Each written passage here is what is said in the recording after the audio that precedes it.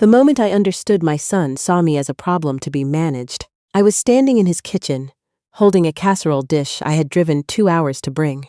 And not a single person in that house turned around to say hello. Christmas Eve. Lights on every window. Laughter coming from the living room. My son Thomas and his wife Claudia had invited the whole family. I had spent 3 days cooking. I had wrapped every gift by hand.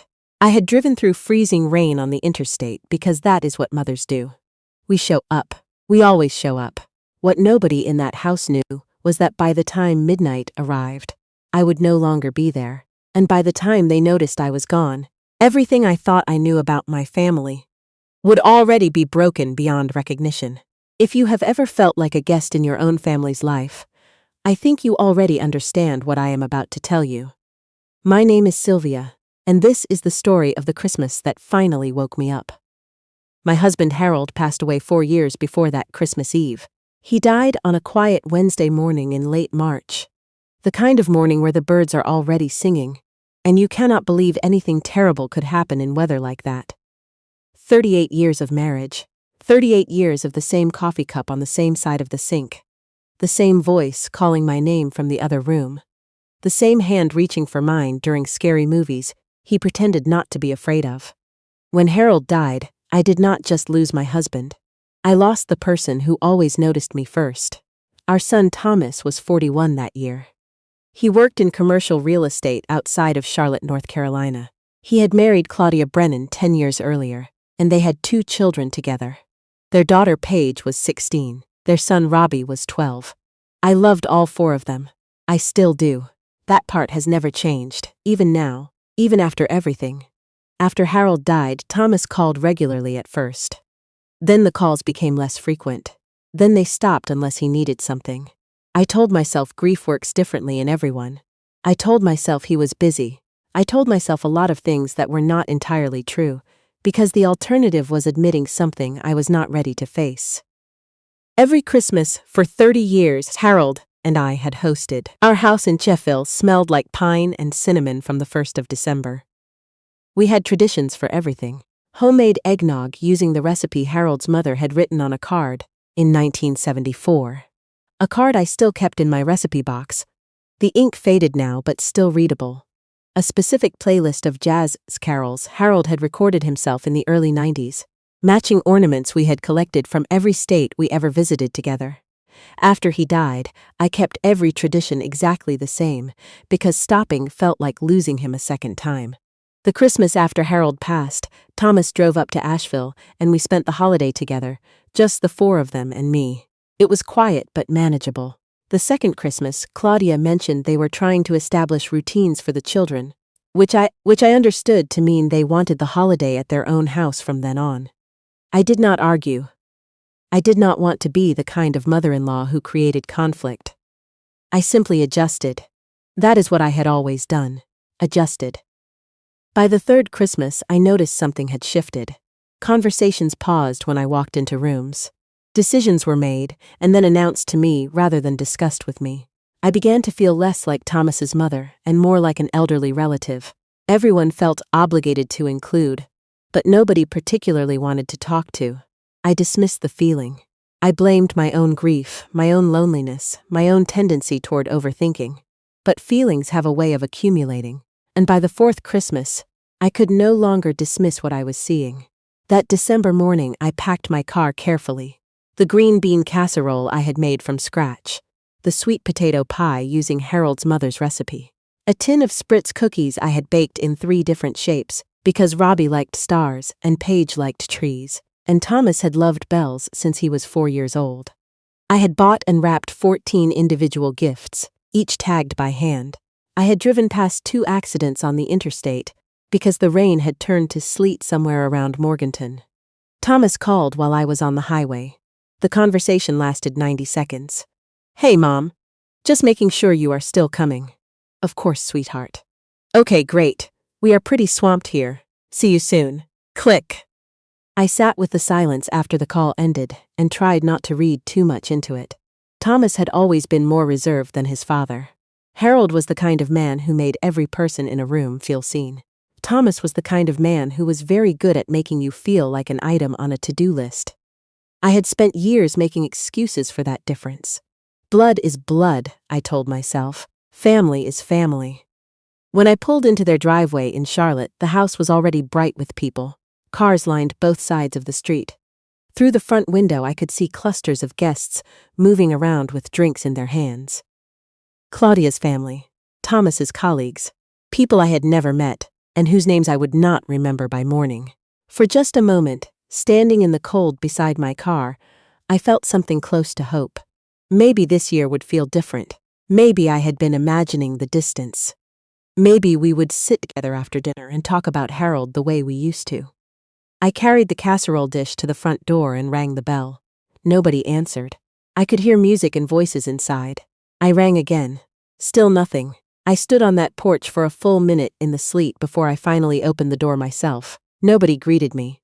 I stepped into the entryway carrying a hot dish with both hands, and I said hello loudly enough that several nearby guests turned briefly in my direction before returning to their conversations. No one called Thomas. No one called Claudia. A man I did not recognize held a door open for me with his foot and then walked away. I carried everything into the kitchen alone. Claudia appeared eventually. She gave me a hug that lasted approximately 1 second and immediately began telling me about a problem with the caterer before I had even set my bags down. She never asked about my drive. She never asked if I wanted something to drink. By the time I realized she had walked back into another room, I was standing alone in the corner of her kitchen, wondering how I had become invisible. Thomas found me a few minutes later. "Hey, Mom." He hugged me briefly. "How was the drive?" "Fine. A little slippery past Morganton." He nodded. "Yeah, I heard the roads were bad." He was already looking over my shoulder toward the living room while he said it. "Listen, I need to go check on something. Make yourself at home." And then he was gone. Make yourself at home. In a house where I had rung the doorbell twice, and nobody answered. I drifted through the rooms looking for somewhere I belonged.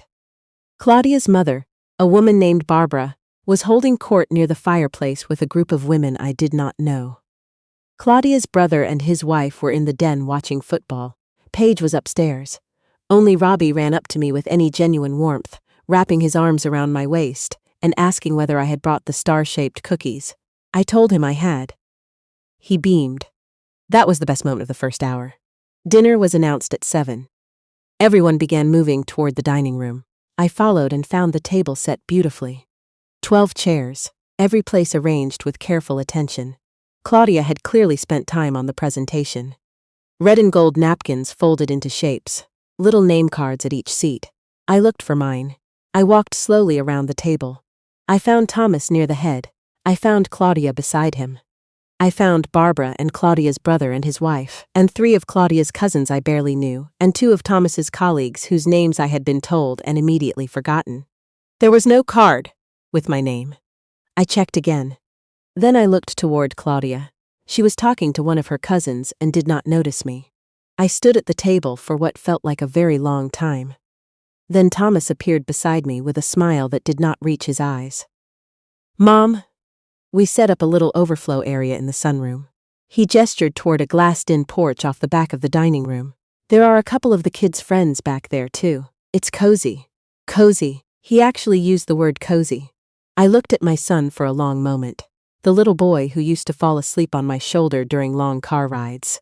The grown man who had just pointed me toward the children's table, because there was no room for me at the one he had carefully arranged for everyone else. I said nothing. I walked to the sunroom and sat down. From where I sat, I could see the main table through the glass. I could watch everyone laugh, and clink glasses, and pass dishes around. I could see Thomas refilling wine and Claudia touching his arm when she spoke to him. I ate my dinner with 2 teenagers I had never met, and an elderly man named Walter who was some Zazie grandfather, and had hearing aids in both ears. Walter was kind, actually. He told me about his late wife. I told him about Harold. For 15 minutes, we had the most honest conversation I would have all evening, but the humiliation sat inside me the whole time. Not the sharp kind, the slow kind, the kind that settles into your chest and stays. Halfway through dinner, I decided to get water from the kitchen. I stepped through the dining room quietly. As I passed the hallway near Thomas's home office, I heard his voice. The door was partially open. I was not trying to listen. I simply heard. "We cannot wait past January," Thomas was saying. "The market is not going to hold." Another voice. I recognized it after a moment. Claudia's brother, whose name was Derek. "What does the attorney say?" Thomas answered. "He says we need her signature before we can move anything into the LLC. Everything else is ready." Her signature. I stopped walking. My heart was doing something strange. Derek again. Does she know? A pause. Thomas, not yet. We were going to talk to her after the holidays. Give her time to process it. I stood in that hallway without moving. They were talking about a her who did not know. A her who needed to sign something. A her whose signature was necessary before anything could move. I was not certain they were talking about me. But my hands had gone cold, and some part of me already knew. I walked back to the sunroom and sat down. I did not get the water.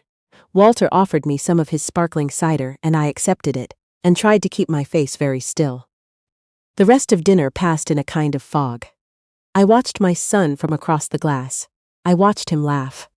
I watched him lean toward Derek and exchange a look that ended the moment Thomas noticed me watching. He smiled at me then, a practiced smile. The kind you give someone you are managing. Dessert arrived.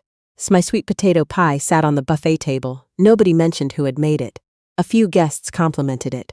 Thomas said, "Thank you," as though he had prepared it himself. I looked at the tin of Christmas cookies I had brought. The stars for Robbie, the trees for Paige, the bells for Thomas. I had stood in my kitchen for 3 hours making those bells because Thomas had loved them since he was small. He had not mentioned them once all evening. I am 66 years old. I am not a woman who cries easily. Harold used to say I was the steadiest person he had ever known.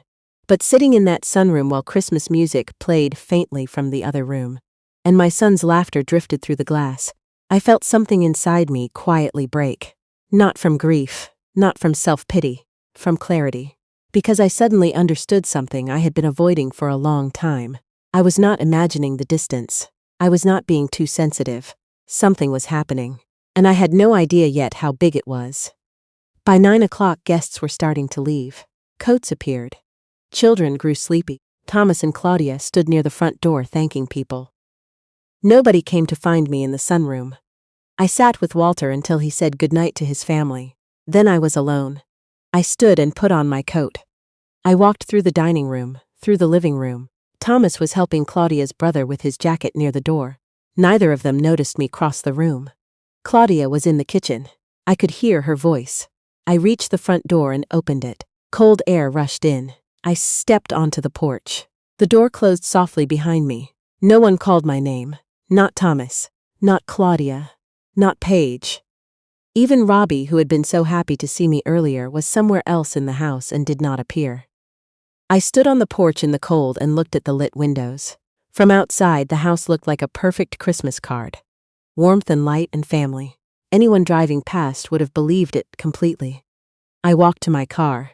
I sat in the driver's seat for a long time without starting the engine. The sleet had stopped. The street was quiet. Then I thought about something Harold had said to me once, a long time ago, during a difficult stretch when his own brother had let him down badly. He had said, "Sylvia, when someone shows you who they are, believe them the first time." It took me longer than it should have. I believe them now. I started the car. I did not take the interstate home. I was not ready to be in my empty house. Instead, I drove toward the west side of Charlotte, toward a neighborhood I had not visited in 3 years, toward the home of a woman named Frances Whitmore, who had been my closest friend for 31 years. I knew it was late.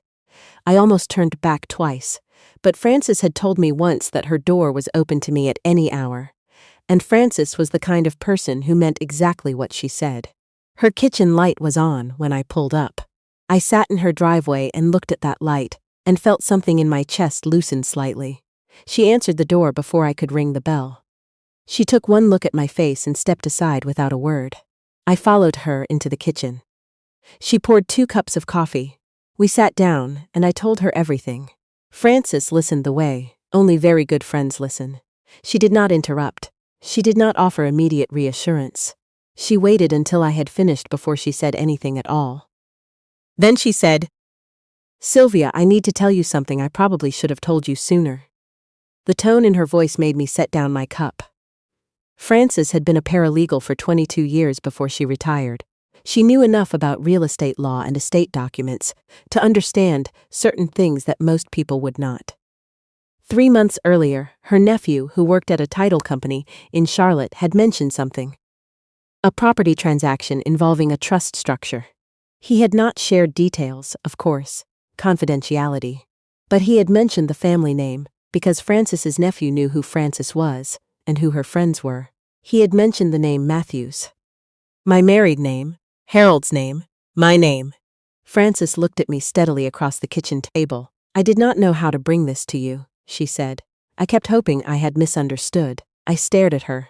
What kind of transaction? She was quiet for a moment. I think you need to talk to an attorney, Sylvia. Tonight if you can. Before Christmas morning, I said. Frances, it is almost 10 o'clock on Christmas Eve, she said. I know. And she slid her phone across the table with a name and number already on the screen. His name was Russell Okafor. He had been Harold's estate attorney for 11 years. Frances had already called him earlier that evening to say I might be reaching out. She had done that. She had done that without telling me because she had been waiting for me to be ready to hear it.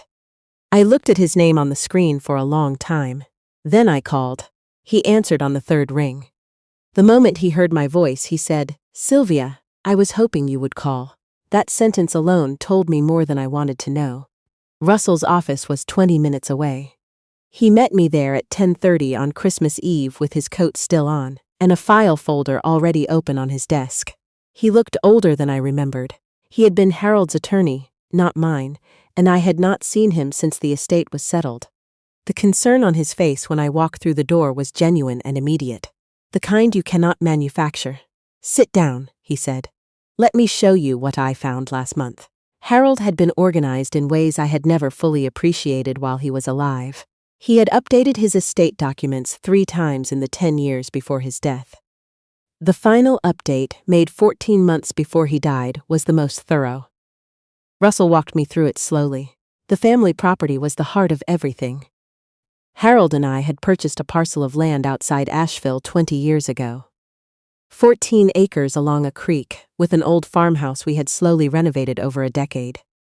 We had always called it the Creek property. We talked about retiring there together. After Harold died, I had not been able to go back. The memories were too present, but the land was mine. I knew that much. What I had not known was what had been happening since August. Russell placed a document in front of me. A series of communications he had obtained through channels he described carefully and legally. Emails between Thomas and a business entity I did not recognize. References to a limited liability company formed in September. References to property transfer timelines. References to my signature being the remaining step before the transaction could be completed. I sat very still. Russell spoke carefully. It appears Thomas and Claudia have been in preliminary discussions with the development group about the Creek property. I stared at the document, the Creek property. He nodded. The land Harold left to you. Based on what I can see, they have been moving forward, as though they expected the transfer to be straightforward. As though they expected. Meaning they assumed I would sign. Or that I already had. Russell slid another page forward. This one made my stomach drop completely. A signature page. My name printed at the bottom. A signature beside it.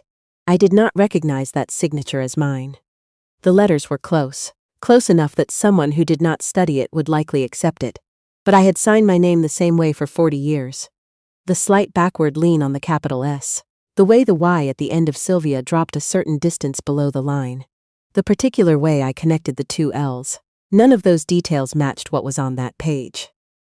I looked up at Russell. He said quietly, "We believe this may not be your signature." The room was very still, a forged document, a land sale in progress. A family Christmas dinner where I had been seated in a sunroom while conversations happened in closed offices. All of it arranging itself into a shape I could no longer deny. I asked Russell who else knew. He said he had brought in an investigator 6 weeks earlier when he first noticed discrepancies. He had not contacted me immediately because he wanted to be certain before saying anything. He believed the primary driver was not Thomas. I asked who. He said, Claudia's brother Derek has significant involvement. We believe the LLC is his structure. Thomas may be more complicit than pressured, but Derek appears to be the architect. I thought about the hallway conversation. Thomas's voice saying, we cannot wait past January. Derek asking, does she know? The careful timing, the Christmas dinner with no place set for me at the table. None of it accidental. All of it managed. I sat with that for a long time. Frances had followed me to Russell's office and was sitting in the waiting room. When I came out, she stood up and looked at my face and did not ask any questions. She simply took my hand for a moment. That one gesture undid me more than anything else that evening. I sat down beside her and breathed. My phone had been buzzing for an hour. I looked at it finally. Thomas. Then Claudia. Then Thomas again. A text from Claudia. Mom, where did you go? We are worried. A text from Thomas. Mom, please call me. We need to talk. Need. Always need. Never I miss you. Never are you okay. Just need. Then a text from Claudia's number that appeared to have been sent by Derek. Sylvia, there has been a misunderstanding about some paperwork. Please call Thomas tonight. I showed that text to Russell. He asked me to screenshot it. I did. Misunderstanding. The favorite word of people who have been caught. I did not call Thomas. I did not call Claudia. I called Paige. She answered immediately. Grandma Sylvia. Her voice carried the particular relief of someone who has been genuinely worried. Not managed. Worried, I said. Hi, sweetheart. I am okay, she exhaled. Where are you? Somewhere safe. I paused. Paige, I need to ask you something. Did you overhear anything this week? Anything about me or any paperwork? A long pause. Then she said, I was not trying to listen, I said. I know. Whatever you heard, it is okay to tell me. Another pause. Longer this time. Grandma, there was a meeting here last Tuesday. Mom and Dad and Uncle Derek and some man I did not know. They were in Dad's office for 2 hours. I heard them say they needed to finalize things before you came for Christmas. Before I came, I said, did you hear what they were finalizing? She said, something about land. And they said they already had the signature, but they needed one more thing. And I heard Dad say it would be better if you did not ask too many questions about it. Better if I did not ask too many questions. I closed my eyes. Paige said, Grandma, I am sorry. I did not know if I should say anything. I said, Paige, you did exactly right by telling me. I love you, she said. I love you too. Her voice was small. Is everything okay? I said. It is going to be. And for the first time that evening, I actually believed it. Russell kept me in his office until nearly midnight. We went through every document carefully. He explained what had been done and what could still be undone. He explained what the forged signature meant legally, what steps were available, what protections existed that I had not known about. Harold, it turned out, had been thorough in ways I was only now beginning to understand. He had structured his estate with specific protections built in, multiple authorization requirements. An independent trustee designated for exactly this kind of situation. He had told Russell at the time, if Sylvia ever needs protection, I want it already in place. He had not elaborated. Perhaps he could not have explained the specific fear, but he had known enough to prepare. I sat in Russell's office on Christmas Eve, holding a letter Harold had written and sealed, and left with Russell 7 years ago. A letter I had not known existed. It was short. 3 paragraphs in his familiar handwriting, the handwriting I had not seen in 4 years, and the sight of it made me reach up and cover my mouth. He wrote, Sylvia, if you are reading this, something has gone wrong and you are being asked to protect yourself. I am sorry I could not be there to do it for you, but I did everything I could while I was here. Trust Russell. Trust yourself. The land is yours. The memories are yours. No one gets to take those from you without your permission, and you have every right to refuse permission. I love you more than I will ever find the right words to say. I read those 3 paragraphs 4 times. Then I set the letter down carefully, and I made every decision I needed to make that night. The first thing I did the next morning was call my bank. Then I called the county recorder's office and left a message flagging the property documents Russell had identified. Then, I called Russell back and gave him authorization to proceed with every protective measure available. Then I sat in the small hotel room I had checked into the night before, because I was not ready to go back to my house alone, and I watched Christmas morning arrive through a window without curtains. Thomas called 47 times between midnight and 10 the next morning. I counted. Claudia called 19 times. Derek called 6 times. Paige sent one text. It said, "I hope you are warm. Merry Christmas, Grandma, I love you." That was the only message I answered. The meeting happened 5 days later. Russell arranged it at his office. Neutral ground. Professional setting. Documents already organized on the conference table when Thomas and Claudia arrived. Thomas looked like he had not slept. Claudia looked like someone who had prepared a speech and was recalculating whether to give it. Derek arrived separately and sat at the far end of the table without making eye contact. Russell opened the meeting calmly. "We are here to discuss certain property matters and related documents." Thomas looked at his hands. Claudia looked at me. Derek looked at nothing. I sat across from my son and waited. Russell placed the signature page in the center of the table. Thomas stared at it. A muscle moved in his jaw. I said, "That is not my signature." The room was quiet. I said, "I want to know who signed it." Thomas did not answer. Claudia did not answer. Derek shifted in his chair. Russell said, "The signature will be submitted for forensic analysis. That process is already underway. I am giving everyone in this room the opportunity to address it before that analysis is complete." Another silence. Longer this time. The kind of silence that means everyone in the room is calculating. Then Thomas said, "Mom, just listen for a minute." I said, "I am listening." He said, "We were trying to protect the asset. The land is valuable. We were worried about it sitting there not being managed. We thought if we structured it properly it would be better for everyone. Better for everyone. Not better for me. Better for everyone." I said, "Did you ask me?" He did not answer. I said, "At any point in the past 8 months, did you ask me what I wanted to do with Harold's land?" Claudia looked at the table. Thomas was quiet for 5 seconds. Then he said, "We did not think you were ready." I looked at my son. Not ready. The phrase landed exactly where it was aimed. Not ready. As in confused. As in declining. As in the kind of person whose signature is a formality rather than a decision. I said, "I am 66 years old, Thomas. I have been ready for every decision in my life without your help." He looked at me for the first time. Something moved through his expression. Not shame exactly, but something adjacent to it. Then Claudia said, "Derek told us it was standard procedure." Derek looked up. Russell said, "Mr. Derek, we have your communications with the development group going back to February. We have the LLC formation documents. We have the timing of the signature page relative to your meetings. Would you like to address any of that?" Derek said nothing for a long moment. Then he said, "I would like to speak with my own attorney." Russell said, "That is your right." He folded his hands. "But the property protections are already in place. The transaction cannot proceed, regardless of what anyone in this room decides today." The color drained from Derek's face. I watched Thomas take that in. I watched him understand what it meant. All of it, the months of planning, the Christmas dinner with no chair at the table, the careful management of his own mother, all of it undone, all of it pointless, all of it wasted. He put his face in his hands. Claudia began to cry. Not the managed kind of tears, the real kind. The kind that come when everything falls apart at once. I sat quietly and watched my son's shoulders shake, and I felt something I had not expected to feel. Not triumph, not satisfaction. Grief. Simple grief. Because the man sitting across from me was still my son. He was still the boy who loved Christmas bells. He was still the child whose face I had held in my hands when he was small and frightened, and I was the only person in the world who could make things safe again. He had allowed greed and Derek's influence to take him somewhere I did not recognize.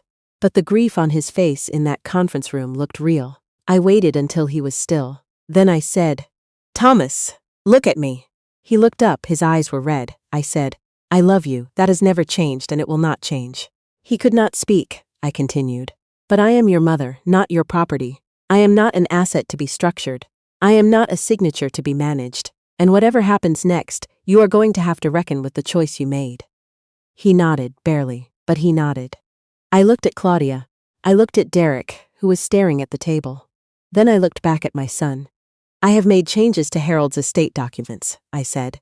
"Those changes are final." Claudia's eyes went to the papers on the table. "The creek property will remain in my name," I said. "The farmhouse will remain mine. And I have made arrangements, ensuring that the people who are actually going to inherit anything from Harold and me are the people who treated us like human beings." Thomas closed his eyes. I thought about Paige, sitting upstairs at Christmas dinner, unaware that the adults below her were managing a plan that involved her grandmother's land. I thought about Paige calling me after I left. I thought about the text she sent on Christmas morning. I hope you are warm. I had updated my documents the night before to reflect what actually mattered. Thomas did not fight it. Claudia did not fight it. Perhaps they understood they had no standing. Perhaps something in them was finally honest enough to recognize what they had done. Derek retained his attorney and disappeared from the family in the way people who have caused serious damage often do. Quietly and quickly. The months after Christmas were not easy. Trust does not rebuild on a schedule. Thomas called once a week for 2 months before I began answering. When I did, the conversations were short and careful. We were both moving slowly around something broken. But we were moving. I made a decision in January that surprised even me. I went back to the Creek property. I had not been there since the summer before Harold died. I drove up alone on a Thursday, the kind of January day that is cold and clear and perfectly still. The old farmhouse was drafty and needed work. The creek had cut a slightly different path since I had last seen it, the way water always does, always finding the lower ground. 2 deer stood in the back field and watched me without fear.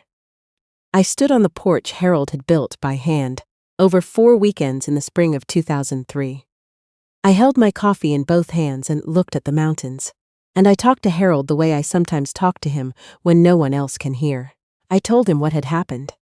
I told him his letter had reached me at exactly the right moment. I told him the land was still ours and nobody had taken it. I could almost hear him say, "Good. Now stop worrying and enjoy the view." By spring I had begun spending weekends at the farmhouse. I hired a man named Pete to help me repair the roof and the back porch. I planted a kitchen garden in April. Frances came up for a long weekend in May, and we sat on the porch 2 evenings in a row and talked about everything and nothing. She brought a bottle of wine, and we finished most of it watching the fireflies come up from the field. I joined a community of women through a church group in the nearby town. Not my church, just a community. Once a month we met for dinner. There were widows and retirees, and a few younger women who had moved to the area recently. Nobody knew my story. Nobody needed to. We were simply people who found each other useful. By fall, I had made a decision about the farmhouse. I was going to restore it properly. Not flip it, not sell it, restore it. The way Harold and I had always intended, room by room, with the same care we would have given it if he had lived. I hired an architect and began drawing plans. The kitchen first, then the sleeping porch off the back, then the stone fireplace in the main room that had needed repointing for years. The work gave me something I had not had in a long time. Purpose that belonged entirely to me. Not purpose in service of someone else. Not purpose attached to being someone's mother or someone's widow. Just mine. Thomas came to the farmhouse in October. He called first. He asked if he could come. He did not ask for anything when he arrived. He helped me move some furniture, and we had lunch on the porch, and he said almost nothing of consequence. Before he left, he stood in the driveway for a moment and looked at the farmhouse and said, "Dad would have loved to see it like this," I said. "Yes, he would have." Thomas nodded. Then he said, "I am sorry, Mom. The real kind. The kind that does not arrive with excuses," I said. "I know. I did not say it was okay. It was not okay. But I accepted it. There is a difference between accepting an apology and pretending the harm never happened. I am still learning that difference, honestly. I suspect I will be learning it for some time." Paige came up for a weekend in November, just the 2 of us. She brought her sketchbook and spent most of Saturday drawing the creek from the back field. In the evening, we made soup and sat by the fire, and she told me about school and her friends, and a boy she had recently stopped talking to because he had not been kind. She said, "I decided I would rather be alone than be treated like I did not matter." I looked at her. 16 years old and already learning what it took me 6 decades to understand, I said, "You are exactly right." She smiled.